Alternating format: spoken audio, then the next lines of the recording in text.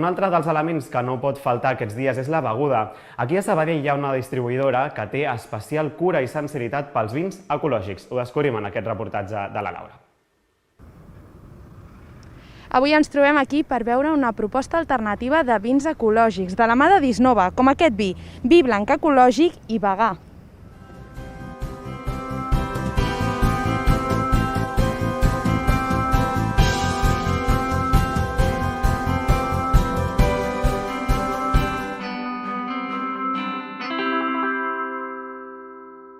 Bones, Eli. Hola, què tal? Quina és la diferència d'un vi ecològic i un vi tradicional, del de tota la vida?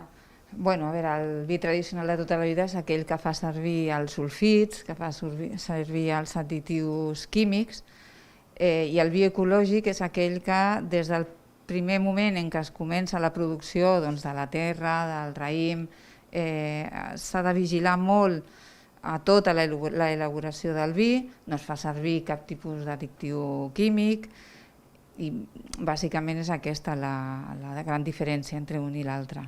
Els vins ecològics també tenen una peculiaritat i és que volem que siguin de quilòmetre zero, els més pròxims. Quins són els que tenim més pròxims a Sabadell? Sí, els vins ecològics, com que han de ser vins que cuiden molt la terra, solen ser de cellers molt petits.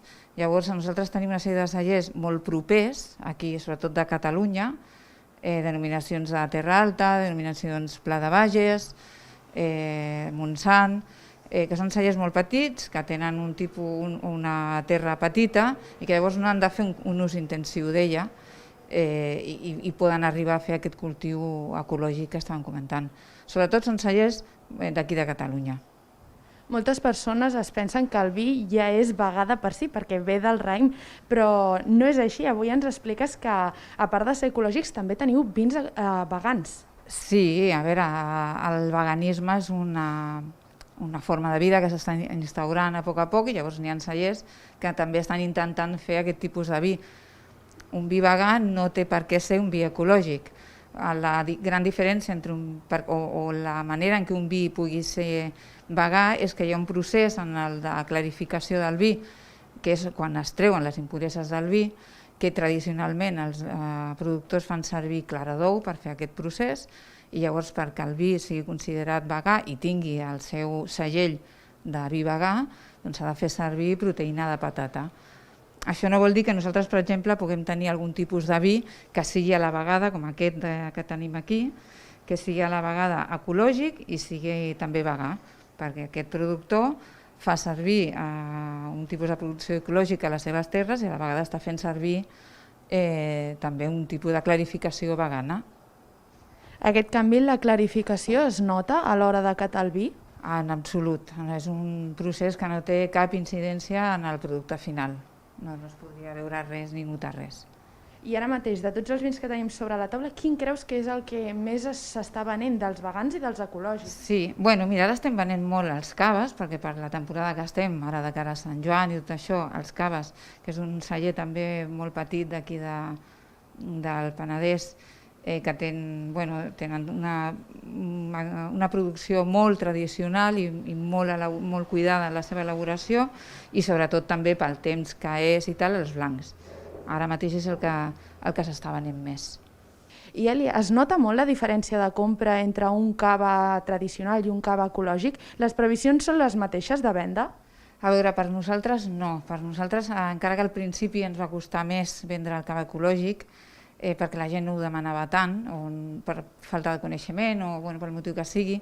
Sí que és cert que ara ens trobem que el cava ecològic que nosaltres tenim és un cava molt especial i té unes característiques molt especials i pensem que tindrem una bona venda d'aquest cava enfront dels altres que són caves com més massificats.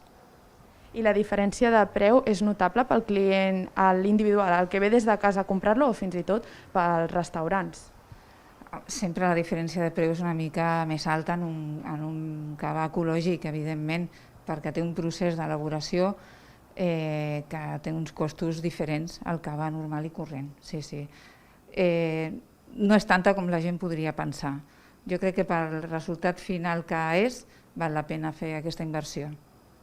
I d'aquí de la comarca vosaltres sou un dels primers distribuïdors que veneu aquest tipus de vi, els ecològics i els vegans. Quin és el perfil del client que ve buscant aquesta oferta? Tenim una sèrie de clients de restaurants que volen una mica diferenciar-se, no? de la resta, i en lloc de tenir a la seva carta doncs, els vins que són boníssims, no? Però els vins que tenen els altres competidors, doncs volen tenir un producte una miqueta més cuidat i una mica diferent del que poden oferir d'altres restaurants. Després hi ha algun particular que també ja comença a demanar, sobretot pel tipus de vi vegà.